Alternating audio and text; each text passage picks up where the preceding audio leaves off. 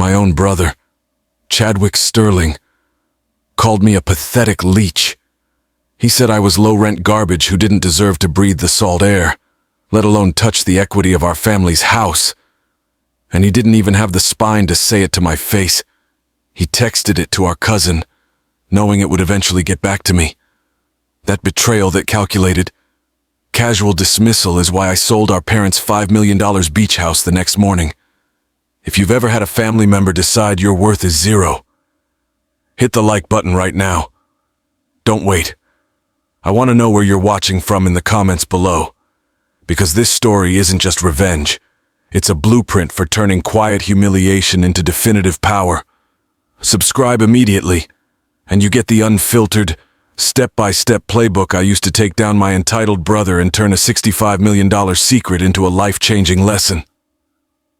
That text message hit me while I was 300 miles north, pulling into a gas station in my 2012 Toyota Camry. The transmission was slipping slightly. The passenger side door had a tiny dent I'd never bothered to fix. I looked exactly like the low-rent failure Chad thought I was. The betrayal wasn't the words. It was the sheer contempt he had for my quiet life. I finished the drive in silence, letting the anger settle into a cold, hard knot in my chest. I didn't arrive with a plan to argue or fight. I arrived with a strategy already executed. When I pulled into the crushed shell driveway of the coastal retreat, the house Mom and Dad had scrimped for a decade to buy outright, Chad was waiting for me on the deck. He looked like he'd stepped off a yacht, not a driveway. He had on an Italian linen shirt, the sleeves rolled up to display a massive, gaudy watch, and his leased Lamborghini SUV was parked diagonally, blocking the view of the ocean, blocking everything. He didn't look happy to see me. He looked inconvenienced. "Took you long enough."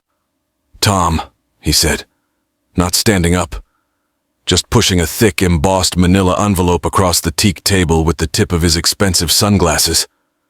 "Sign these. We've got a closing window of 48 hours, and your signature is the last piece of paperwork holding up $2 million. So just do it, and stop being a martyr." I didn't touch the envelope. I sat down on the edge of a chair, feeling the heat of the afternoon sun on my worn flannel shirt. I looked out at the ocean, the one place on earth that always smelled like home and honesty. "You want to liquidate the $5 million beach house?" "Chad," I asked, my voice flat, giving him one last impossible chance to save himself. He scoffed, adjusting his shirt collar. "Don't be dramatic, Tom. It's sitting here, appreciating but not working. You wouldn't understand. I'm facing a $2 million margin call, a liquidity issue, not a solvency one. By the way, and I need the capital now to save the rest of my portfolio. This place is going to ruin me if it just sits here. We split the equity. You get a cool $1.5 million, and you can finally upgrade that museum piece you drive." The arrogance was staggering. He wasn't even attempting to hide the greed. I knew the truth. The margin call was the result of a stupid, speculative venture into some trash-tier crypto futures. This wasn't about saving a portfolio. It was about saving his ego and his fragile reputation among his entitled friends. It's not recklessness, Tom. It's leverage. You wouldn't get it. You drive a $17,000 car and wear clothes from a clearance bin. You're a pathetic ghost living off a small consultancy fee and Dad's leftover trust. You have zero skin in the game. I'm dealing with real investors, real valuations. This place is just holding me back. I need this done." I felt the last vestige of brotherly affection shrivel up and die. He didn't see an obstacle. He saw an asset he felt entitled to burn. I finally picked up the pen he'd carelessly tossed onto the table. I scrawled a signature that was deliberately illegible, not on the sales papers, but on the envelope itself. I pushed the envelope back. "Fine, Chad," I said, looking him dead in the eye. The smile I gave him thin and cold. "You win. I'll make sure the sale goes through. But you need to call your lawyer and tell them the closing window isn't 48 hours. It's 12 hours. Tell them to prepare for a cash sale. No contingencies. I need this to happen by sunrise tomorrow." He frowned, confused by my sudden, efficient compliance. 12 hours, that's literally impossible. Tom, who closes a multi-million-dollar deal in 12 hours? I stood up, the movement slow and deliberate, adjusting the collar of my cheap, faded flannel shirt. I've built my career on making the impossible happen. Chad, just call your people. Tell them the cash buyer is ready. And tell them I'm handling the transfer of ownership personally. It's the least I can do for our parents' legacy. I walked inside the house, leaving him on the deck, already fumbling with his expensive phone, giddy with a victory he hadn't actually earned. He was already celebrating the money he thought he'd won. He had no idea I wasn't signing the house over to him. I was signing the final judgment on his entire entitled life. I walked away from Chad and into the quiet den, but I wasn't really walking away from him. I was walking straight into the memory of our father and the curse that had haunted our family for 20 years. The coastal retreat wasn't just wood and glass to me. It was the only honest witness to my childhood, the physical manifestation of Dad's final, desperate attempt to buy stability. Our father, bless his soul, wasn't poor, but he was loud about his money, and that was the problem. Dad was one of those guys who made a decent fortune in the late 90s, but he made it fast, and he loved telling everyone about it. His success was flashy, the leased luxury cars, the expensive parties he threw every summer on credit, the high-risk, high-reward investments he bragged about at the country club. He built his entire identity on the appearance of wealth. And then, it vanished. Not completely, but enough that it shattered him. I was 14 when the market correction hit, and Dad lost nearly everything he had tied up in speculative tech funds. I remember watching him, a giant of a man, shrink inside his own suit. He didn't just lose money. He lost his confidence, his voice, and worst of all, his dignity. He spent the last decade of his life quietly trying to rebuild, trying to secure enough to buy that house, our $5 million beach house, with cash, just so we would always have a safe harbor. He succeeded, but the anxiety never left his eyes. That experience burned two core principles into my DNA. First, never trust the hype. The loudest success is always the most brittle, and if you have to talk about your money, you probably don't have enough. Second, build wealth that's invisible and sustainable. I wanted a foundation that could survive a market crash, a greedy brother, or anything else life threw at it. But for my younger brother, Chad, he only saw the beginning and the end of that story. He saw the expensive parties fade into quiet worry, and he concluded that money was something you had to chase and display before it ran away. He became a man consumed by appearance, obsessed with getting the swagger back. He wanted the prestige, without the patience. Chad was Mom's favorite, plain and simple. I'll be honest, I was the quiet one. The one who fixed things, the leaky faucet, the squeaky door, the problems Dad didn't want to deal with. I worked at the local hardware store every summer. Chad was the charismatic one, the social chameleon. He was the golden child, and he was raised on validation, not responsibility. When he wanted an expensive guitar, he got it. When he flunked out of community college, Mom, bless her heart, arranged a high-paying, low-effort job through a friend.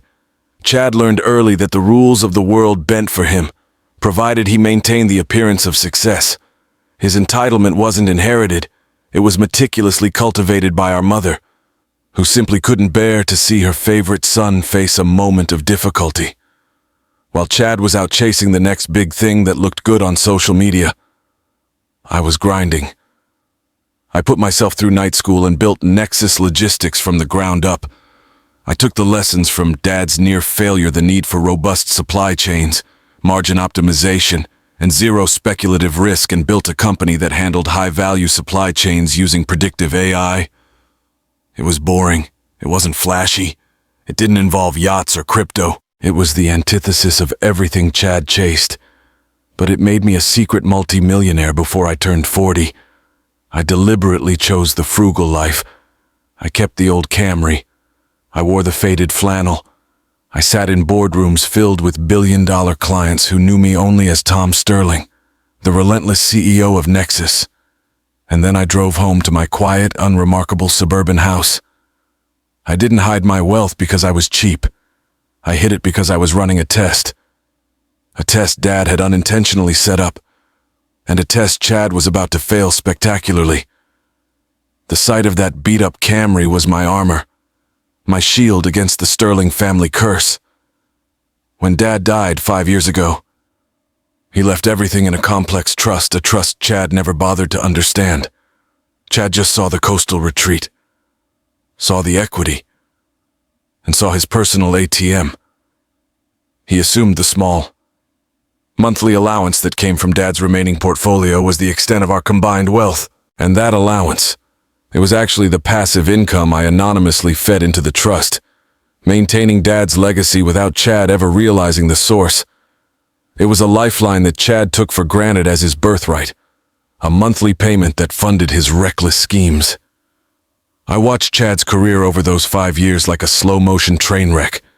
He cycled through 5 different venture plays, each one requiring more capital and more self-aggrandizing Instagram posts than the last.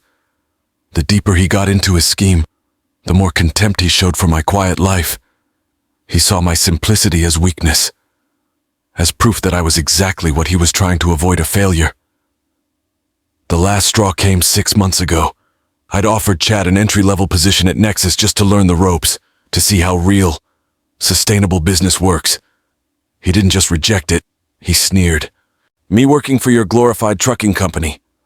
Tom, you know, the one with the 12-year-old vans, thanks. But I don't trade my time for pennies. I deal in multiples." That arrogance, that entitled rejection of honest work, solidified my resolve. I knew then that the only way to save him from himself was to let him hit rock bottom, and the only thing big enough to break his fall or ensure his crash was the only thing he truly cared about, the $5 million beach house. I pulled open the old file cabinet in the den, the smell of aged paper and cedar filling the air. I pulled out the original deed, the trust documents, and the incorporation papers for the tiny subsidiary that legally owned the coastal retreat. The legal loophole that allowed me to bypass Chad's consent completely. I wasn't just selling the house. I was closing a chapter. And for the first time in years, the quiet satisfaction I felt wasn't strategic, it was deeply, profoundly personal. I had to let him lose everything to give him a chance to learn anything. It's easy to look back now, after everything, and think I was some kind of cold-hearted mastermind. But back then, inside that house, knowing I was about to deliberately let my own brother fall into a $2 million pit he dug for himself, the only thing I felt was exhaustion. It was the exhaustion of 18 years of holding the Sterling family together, brick by quiet brick, while Chad burned the furniture. My sacrifice wasn't just about money. It was about time, attention, and reputation. While Chad was getting validation for talking a good game at parties, I was deep in the trenches, building Nexus logistics. I was running 3 concurrent shipping routes, dealing with customs agents at 2 a.m., and living off black coffee and 4 hours of sleep. I drove the same beat-up Camry because every single spare dime, and I mean every dime, was reinvested back into Nexus logistics. Optimizing our AI, perfecting our margin optimization models. That old car was proof that I didn't need the external validation that Chad desperately craved. The hardest part was managing the perception. I had to let everyone, family, friends, and especially Chad, believe I was scraping by. When my own wife, Sarah, used to ask me why I drove that relic and wore those cheap flannels to multi-million-dollar meetings, I couldn't tell her the truth. I just said, "It's a principle, honey. We don't spend it until we've proven we can afford to lose it." She was supportive, but I could see the worry in her eyes, the strain of having to constantly fend off Chad's condescending remarks at family gatherings, that constant tension, that quiet defense of my poverty, felt like 1,000 small cuts. The collateral damage of Chad's entitlement wasn't just financial, either. It was relational. 2 years ago, I put my own equity at risk anonymously through a shell company to save Dad's retirement fund from a predatory investor Chad had brought to the table. I absorbed the loss. Chad, of course, took the credit, spinning the story that he had personally negotiated the save. That was the price of keeping the peace. My effort, my competence, and my sacrifice were perpetually invisible. But the tension escalated dramatically 6 months ago, right after I'd offered him that entry-level job at Nexus. Chad had been pitching his visionary crypto fund to a group of high-net-worth individuals in Miami. These weren't Dad's kind of steady, blue-chip investors. They were reckless sharks who smelled blood. They saw Chad's confidence, his leased Lamborghini, and his desperate energy, and they threw money at him provided he could match it with collateral. He didn't have collateral. All he had was the promise of the coastal retreat. My internal monologue during that time was a constant, grueling war. Do I step in now? Do I use my access to his bank records to just pay off the $2 million margin call and save him? I could have liquidated a single, small Nexus asset and had the cash wired in an hour. But then what? He'd learn nothing. He'd simply learn that Tom, the poor brother, would always be there to bail him out. He would just dig a deeper hole next time, perhaps taking Mom down with him. I saw the shadow of my father in Chad, but amplified, reckless, and utterly shameless. I reached the only conclusion I could: the test had to continue. The stakes had to be real. I had to let him feel the true, suffocating terror of failure, a feeling he'd been shielded from his entire life. This wasn't punishment. It was emotional surgery. The pressure intensified the morning before I drove to the retreat. I got an angry, rambling voicemail from Chad, not begging for help, but yelling at me for not having the foresight to put my share of the inheritance into liquid assets. You're pathetic. Tom, you have no business sense. Why did you let the $5 million beach house just sit there, gathering dust? This is your fault. You're the reason I might lose everything. The sheer absurdity of the blame, my fault for not leveraging our parents' hard-earned asset for his speculative gambling, was breathtaking. That moment solidified the decision. I didn't call him back. I didn't argue. I simply called my VP, Sarah Miller, and gave her the final, cold instruction: Sarah, I need you to prep the transfer of ownership documents. Initiate the final phase of Project Phoenix. We're selling the coastal retreat by sunrise. The suspension of the conflict, the deliberate, controlled silence on my end, was the cruelest thing I'd ever done. But the truth is, I felt a strange kind of peace. The tension I'd carried for years, the tension of watching Chad crash and debating whether to intercept him, was finally resolved. I was done mediating his reality. He was about to face the consequences of his choices, and I was going to be the architect of that consequence. I didn't know the exact moment of his final humiliation, but I knew it was coming, and I was going to ensure that every painful detail was burned into his memory. The quiet satisfaction I felt after telling Chad I'd handle the sale lasted exactly 2 hours. 2 hours of watching the sunset over the Atlantic, 2 hours of false peace. Then, the real betrayal hit. And I realized my brother wasn't just entitled. He was fundamentally cruel. I was in the den, making arrangements with my VP, Sarah Miller, to set up the cash transfer for the coastal retreat when Chad came back inside. He wasn't yelling anymore. He was smooth, calculating. He told me he'd spoken with a few family friends who were concerned about my mental state, my erratic behavior. As he put it, "Look, Tom, I know you're sentimental about the place." He started, his voice dripping with synthetic concern. "But I've lined up a small dinner for tonight. Nothing formal. Just our cousin Patricia, who's a CPA, and our old family friend, Mr. Harrison. He's a big investor. They just want to talk through the liquidity issue and make sure you understand the terms before you sign anything. It's an intervention. Tom, for your own good. An intervention. A setup. He wasn't just trying to get my signature anymore. He was trying to publicly shame me, to gather witnesses who could testify later that I was mentally unfit to manage the trust, which held more than just the house. He was preemptively trying to invalidate my future decisions. That was the sickening, calculated betrayal. I nodded, maintaining the facade of the overwhelmed, simple brother. An intervention, okay, Chad. Whatever makes you feel better. But my mind was already racing. If he wanted witnesses, I would give him a show. This wasn't just a business transaction now, it was a psychological battle for my dignity. I called Sarah back. Change of plans. Sarah, the closing schedule holds, but I need you to fly out tonight. Book a private jet, charge it to Nexus Ops, and be here by 6 p.m. And Sarah, I need every single document we have. The original incorporation papers for Nexus Logistics, the Forbes piece from last year, the whole 9 yards. I want the total valuation spreadsheet printed in large font. I'm giving him the show he asked for. The dinner arrived promptly at 7 p.m., and it was worse than I imagined. It wasn't just Patricia and Mr. Harrison. There were 5 people crowded around the mahogany dining table, people who had watched Chad and me grow up. They looked at me with a mixture of pity and discomfort. Chad had successfully framed me as the crazy, broke brother who was clinging to a sentimental asset. Chad, of course, took the head of the table. He spent the first 20 minutes detailing the genius of his investment strategy, all the things I wouldn't understand, while making sure to weave in small, condescending barbs aimed at me. Tom's a good guy, great heart.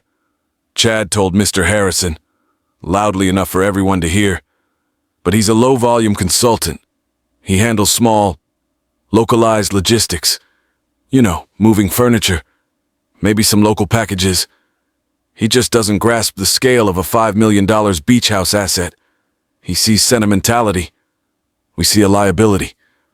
I just sat there, eating the chicken Chad had ordered from a pretentious delivery service, letting the contempt wash over me. I looked exactly as they expected, quiet, slightly overwhelmed, wearing the same cheap flannel shirt from Chapter 3.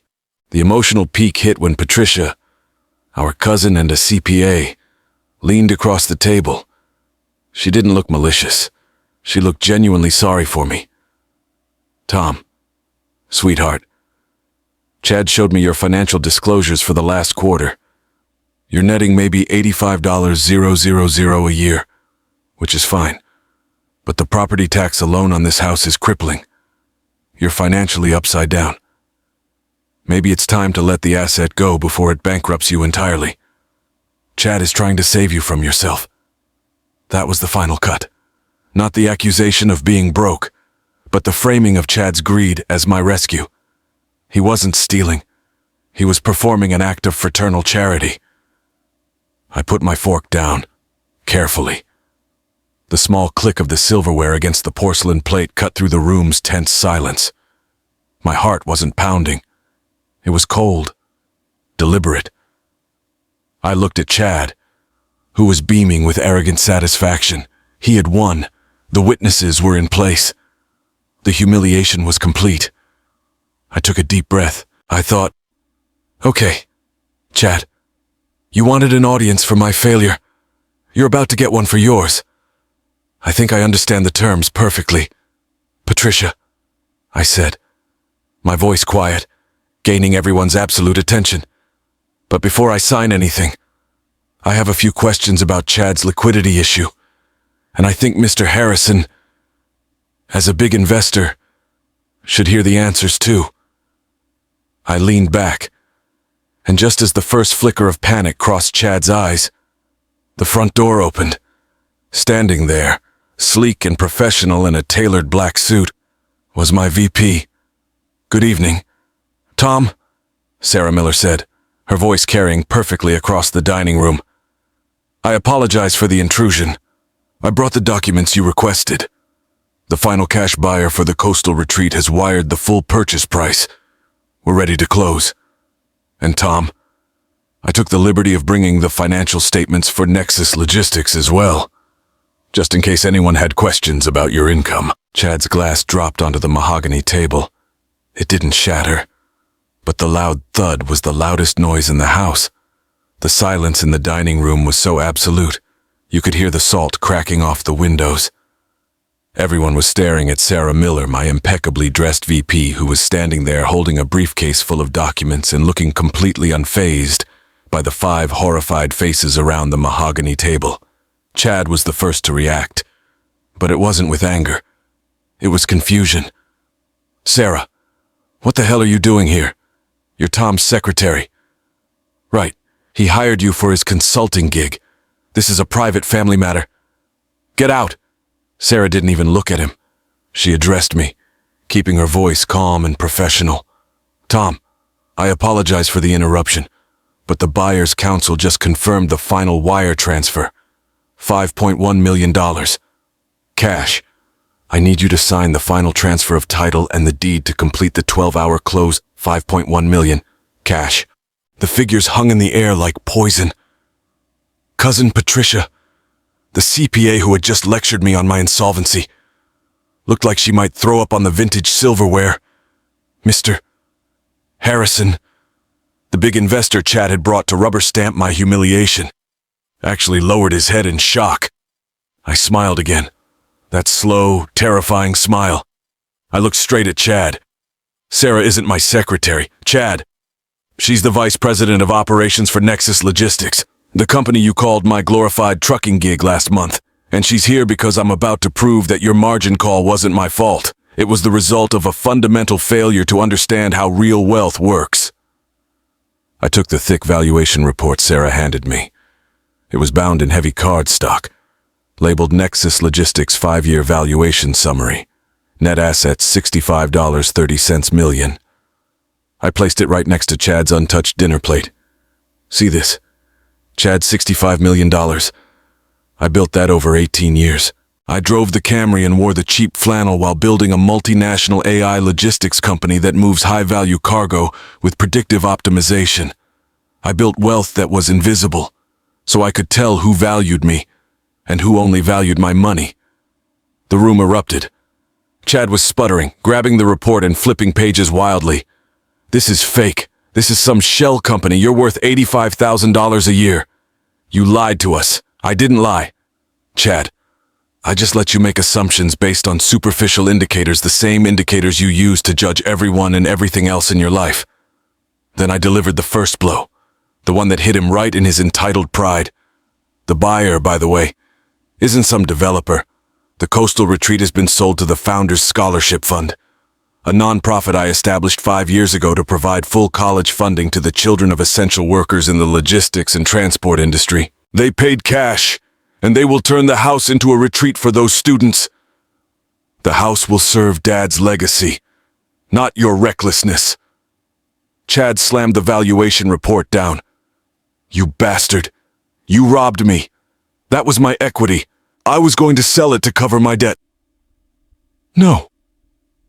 Chad, you were going to use Dad's stability to fund your gambling.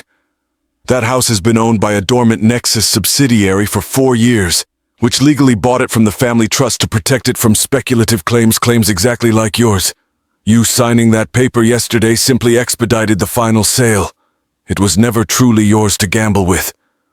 I then delivered the second blow, the one that hit Mr. Harrison and Chad's venture circle the hardest. And since you seem worried about the legal implications of failure, let me address your lawyer." I looked at Mr. Harrison, who was now sweating visibly. Chad's legal counsel threatened me with formal proceedings based on my assumed poverty. That was poor due diligence. "Sarah, please make the third and final call." Sarah pulled out a secondary, encrypted phone. "Calling the CEO of Allied Property Holdings." The phone rang twice. Sarah put it on speaker. "Mr. Thompson, I am calling to confirm that Nexus Logistics subsidiary closed on the acquisition of the Allied Property Holdings portfolio at 4:30 p.m. today. Correct." The voice on the other end was clear. "Confirmed. The transfer is complete. And Mr.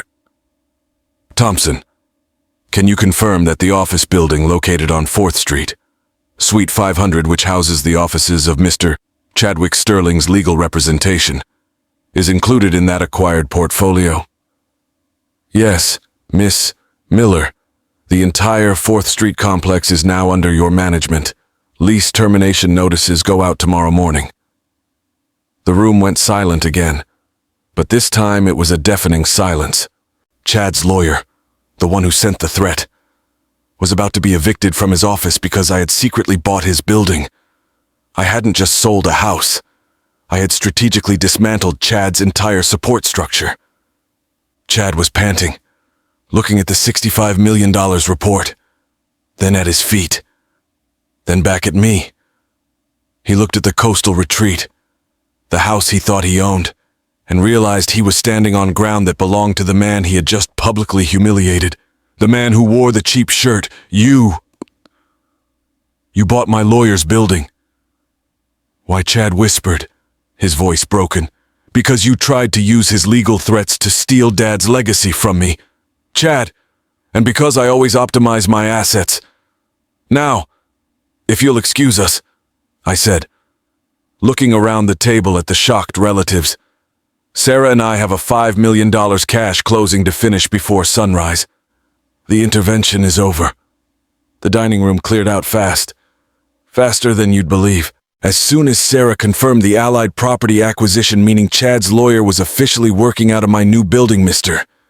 Harrison and the other relatives started scrambling for the door, muttering excuses about traffic and early mornings.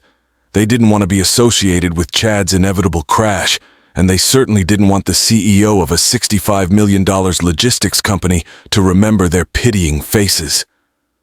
I watched them go, not with satisfaction, but with cold, complete exhaustion. I had won the battle, but the war for my family, for the memory of my parents, felt heavier than ever. Chad was the last one left. He hadn't moved since Sarah confirmed the sale. He just sat there, staring at the mahogany table, which was now sticky with spilled wine. He looked less like a venture capitalist and more like a little boy who had been caught stealing cookies. Only the cookies were a $5 million beach house. He finally looked up at me, and his eyes weren't angry anymore. They were terrified. "Tom, please," he whispered, his voice cracking. "You can reverse this. You just did it to scare me. Right, the scholarship fund, that's just a holding measure. You can still transfer the equity to me. I can make the margin call. Please, I'll take the basic salary from the trust. I'll stop speculating. Just don't let me lose everything." This was the hardest part. The pleading. Seeing the genuine panic in his eyes almost broke my resolve. I wanted to tell him the truth. I did this because I love you. I did this to save you from yourself. But I knew that if I gave him a single inch, he would use it to build another facade. Another lie. I can't reverse it. "Chad," I said, my voice steady, "the transfer of title is being filed with the county clerk right now. The coastal retreat belongs to the Founders Scholarship Fund. It's done." He shoved himself away from the table, knocking his chair over. "You ruined me. You had $65 million and you let me walk into a $2 million trap. You watched me beg for help. You're the pathetic one. Tom, you have this massive empire and you drive a 12-year-old car just so you can play God with your own brother." He finally voiced the resentment that had simmered for 20 years, the bitterness over my quiet success and his public struggle. It was a moment of dual perspective, where his pain was real, but his self-pity was blinding. I drove the 12-year-old car because I learned from Dad's failure that money is a weapon, and you don't wave it around unless you're ready for a fight, I countered, stepping closer. "You needed to face the consequences, Chad, and I watched you beg. Yes, because I needed to know who you would betray when the pressure was real, and you chose to betray Dad's memory. Chad, you chose to use his house as collateral for your greed. That's when the dominoes really started to fall." Just as Chad was about to scream at me again, his expensive phone buzzed. He stared at the notification, his face going pale beneath his fake tan. My financing, he mumbled. They just pulled the short-term bridge loan. They know about Harrison. They know about the house sale. Then another notification. A text from the manager of his leased Lamborghini SUV. The car, he whispered, staring through the windows at the massive black vehicle parked outside. They're repossessing it tonight. They tracked the asset. I looked at him, surrounded by the wreckage of his life, and finally set the boundary that should have been set 2 decades ago. You're on your own. Chad. Effective immediately. The small, monthly allowance that came from the trust is terminated. Every account is frozen, save for a $500 transfer I made to your personal checking account. That's your operating capital. That's your safety net. You have no house, no car, no liquid assets, and no reputation in that venture capital circle you tried so hard to impress. You have 2 degrees, 2 hands, and $500. I didn't yell. I delivered the terms like a business contract, cold, concise, and absolutely non-negotiable. Chad looked utterly broken. He slumped against the wall, running his hands through his perfectly coiffed hair. But where am I supposed to go? What am I supposed to do? That, Chad, I said, walking toward the den where I'd hidden my briefcase, is the first real question you've asked in 20 years, and you need to find the answer yourself. Before leaving, I stopped and looked at the house one last time. I felt the pain of the separation, the real grief of losing the last touchstone to Mom and Dad. But it was replaced by a strange kind of peace. I had traded a sentimental asset for the integrity of my own soul and the potential salvation of my brother. I had honored Dad's legacy by protecting it from the very greed Dad had succumbed to. I picked up my briefcase. Sarah was waiting by the front door, silent, holding my keys. I'm heading back tonight. Sarah, I'll drive the Camry, I told her. She looked at me, a flicker of genuine empathy in her professional demeanor. It's going to be a long drive. Tom. It always is, I replied, stepping past her, leaving Chad alone in the vast, silent house that no longer belonged to either of us. But at least now, I know exactly what I'm driving toward. The hard part was over. The boundaries were set. But the real work, the work of healing and rebuilding, was just beginning. It was 6 weeks before I heard from Chad again. 6 weeks of silence. 6 weeks where the coastal retreat was quietly renovated by the Founders Scholarship Fund, and where I finished the acquisition of the Allied property portfolio. Life for me went back to its normal, invisible routine, the old Camry, the flannel, the quiet confidence of knowing my business was sound. But the silence from Chad was loud. It was the sound of rock bottom. The call didn't come. He showed up. I was finishing up a late evening at the Nexus Logistics headquarters, a humble, secure office park miles away from any major city center, when I heard a knock on my inner glass door. It was Chad. He looked absolutely terrible. Not terrible in the dramatic, movie star way. Terrible in the honest, defeated way.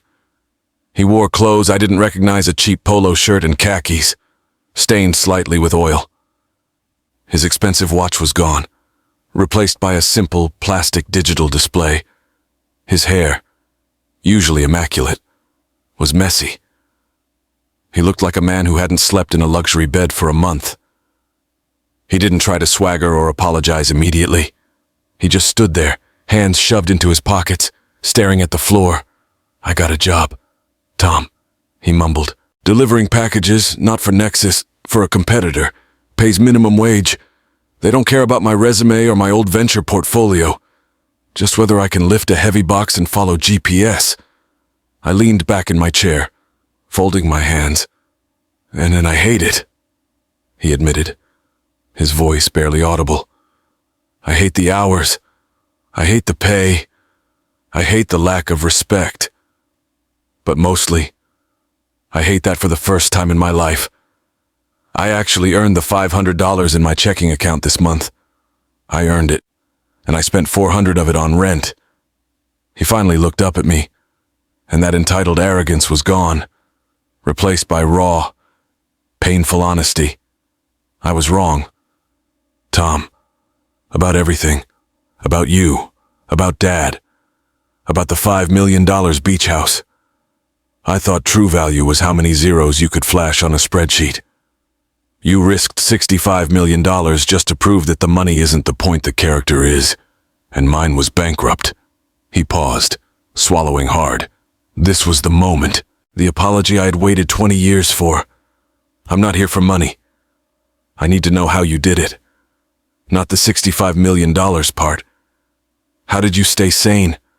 How did you build something real while everyone, even me, was telling you that you were nothing? I need to know how to stop being Chad the failure and just be Chad the human being. The weight in my chest finally lifted. He wasn't begging for rescue. He was begging for the blueprint. He was ready to learn. I didn't offer him a job. I didn't write a check. I stood up, walked over to a secure cabinet, and pulled out two things: the key to the old Camry and a thick, well-worn book on supply chain optimization. You want to know how I did it, Chad? This is your answer, I said, placing the book in his hands.